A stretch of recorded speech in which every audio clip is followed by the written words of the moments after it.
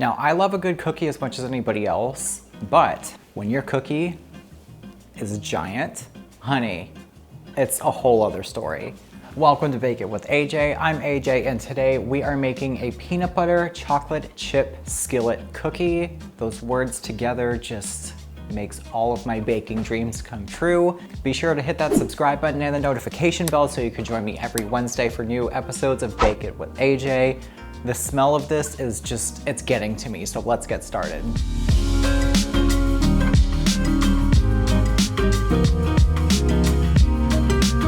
Fairly simple basic cookie dough we're gonna make here. So in a bowl, I have 2.5 cups or 325 grams of all-purpose flour, to which I'm adding 1/2 teaspoon or 3 grams of baking soda, 3/4 teaspoon or 3.6 grams of baking powder, 1/4 teaspoon or 1.5 grams of salt, and 1/4 teaspoon or a gram of cinnamon. We're just gonna whisk all that together and set it aside and move to our other bowl, in which I have 2 sticks or a cup, which is also 226 grams of unsalted butter, completely at room temperature.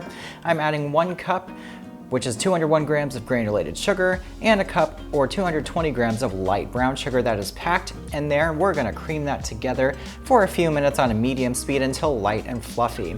Next, in goes 1 cup or 240 grams of creamy peanut butter. After that's combined, we're adding 2 large room temperature eggs, 1 at a time, combining those and then adding 2 teaspoons or 8.4 grams of vanilla extract and combining that.